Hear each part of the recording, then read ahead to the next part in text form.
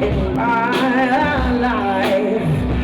There have been many who have tried to bring me down, but I know in my soul, that I am not with man. Well, I just was away for a week in Los Angeles working on recording for my first solo studio album, and that was really exciting.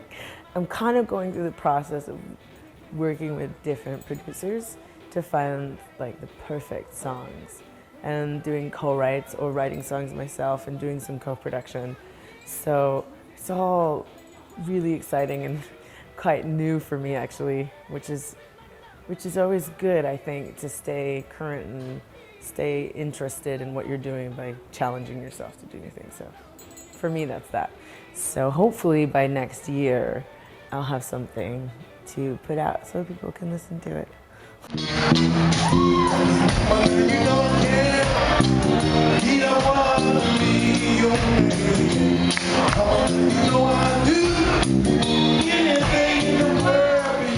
Dad was notorious for going away and then finding music to come home to play to us. So he would find albums from all over the world, of every genre, and come home. Whatever he thought was the most exciting thing that he had heard to date, he'd bring it home and just like thrash it. He would tear it up in the house.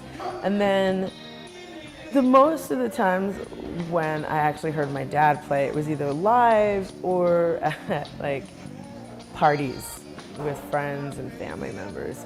And then a lot of my uncles and aunties would get together and they'd all make music, and it was pretty amazing.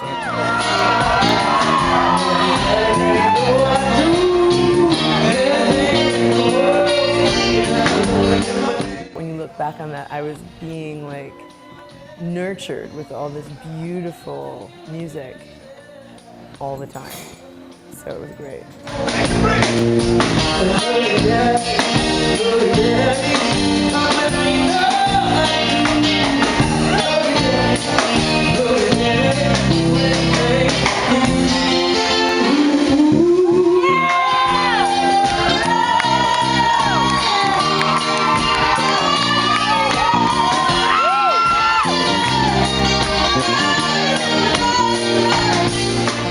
My favorite thing about Springfield, like I said before, is Big Mamoose. I'm a sucker for that New Orleans food. And also I have some family out there, which is nice. I love the countryside in Springfield, and I take great pride in the fact that that is where my father came from. I mean, he was born in New York, but he grew up in Springfield, and so I feel like a certain type of connection to this place, even though I've only been there a few times in my life.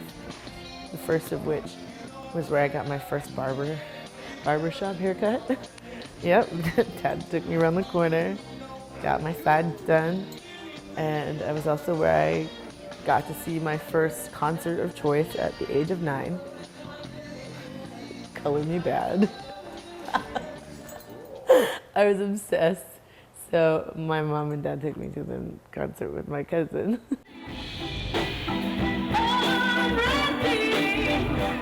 Free festivals and outdoor concerts are a very different environment for music.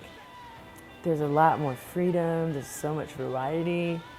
The overall energy and sentiment is this open arms and more of like an embracing experience. There's also a lot of newness, like people kind of exciting to see things that they might not necessarily have had the opportunity or the inclination to go and see and fall in love with, you know? It's wonderful. It's a great usage of outdoor space, and it's great as an educational tool, I think, to get people to open their ears. So festivals, I think, are an amazing way for musicians and artists to spread their voices around the globe.